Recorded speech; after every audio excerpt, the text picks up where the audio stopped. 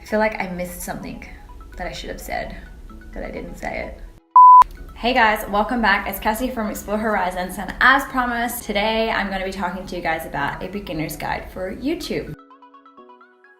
So I am pretty new to YouTube, and I thought it'd be a good idea to give you my insights on how to start using this platform as a visual way to produce blog posts to the world.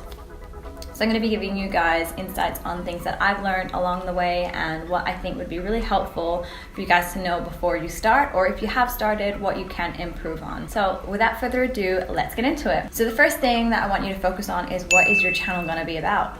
And if you already have a business or brand in mind, then of course use that. If you don't, then I have a separate video over here that you can watch on how to find a profitable niche. The next thing is have something to film with. And at the moment I'm using my Canon G7X Mark II. I actually bought it for travel vlogging, but that idea flunked out pretty fast.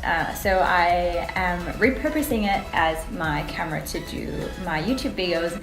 And of course I'll upgrade it later, but at the moment I took the plunge and invested in buying a good camera. And you can use just simple things like your phone.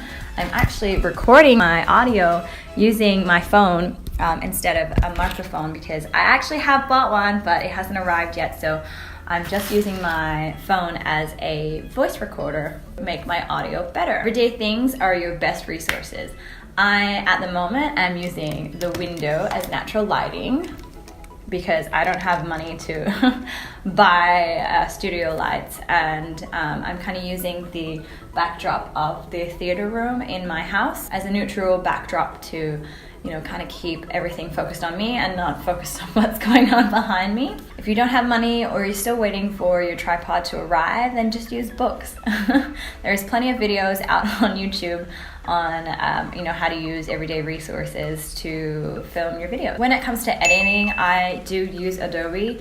And I bought my laptop to use it for travel vlogging, and Adobe CS6, and it's the lower version, and there is a Creative Cloud version available, but I don't have the funds for that at the moment. And what I just purposely need to use it for is to just cut clips and stick them together, edit out all the mistakes that I've done, edit out all of the mistakes that I just did, and I purposely just left that one in there to prove a point that you're not always going to be making the videos perfect, but that's what you need editing software for. My Mac also came with a free video editing software on it. It's just called Movie Maker, and I actually used to use that quite a lot a while ago when I used to make like little AMVs. And if you watch anime, then you'll know what that means. Next thing is consistency.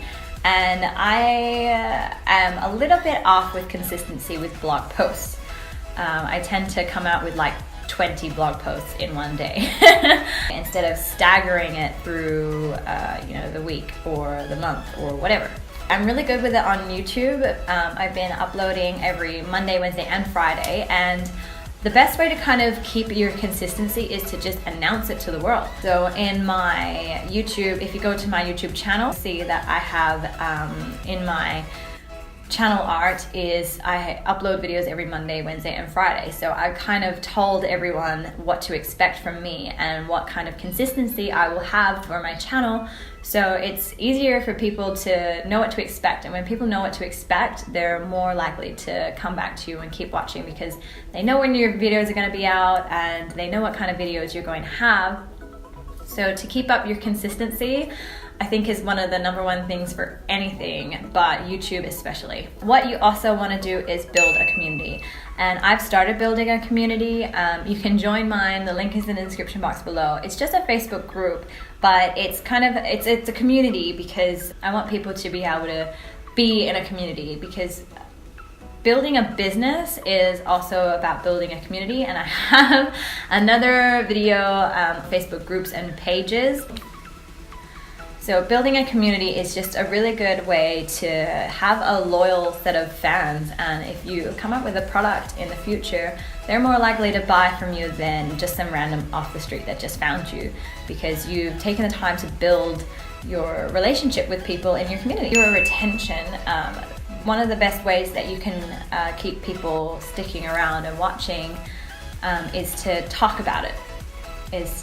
In the video before, I talked about me talking about a YouTube beginner's guide, and I told my viewers to stay tuned for that video that's coming up. I've already set up that expectation to people that it's coming out and it's going to be here soon, so make sure you stay tuned, make sure you subscribe, make sure you hit the bell next to the subscribe button so you can stay tuned and you don't miss it. Also use this sort of technique in my other videos where I've had like an incentive for you guys to download, and you won't know how to use it until you watch the whole video, and then that also gives people that also keeps viewer retention, because you need to watch the whole video before you know how to use the cheat sheet, the free cheat sheet that's going to help you even further.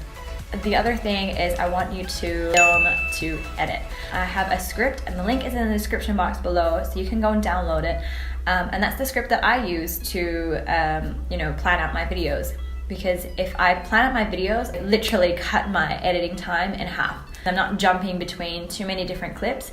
I kind of have it all set out so I can just literally cut out the mistakes that I make or cut out things that don't make sense and join the clips together so that they do make sense. And this is a really efficient way to also make sure that you have everything in the video that you had planned to have in the video. So I plan to make this little ding noise and I've also planned to make this little whooshing noise, and it's just little things like that that you put into your video because there is an audio and a video section like that, both link together to create the video that I have created now. So I need to make sure in this video that I include my mobile recording of my voice.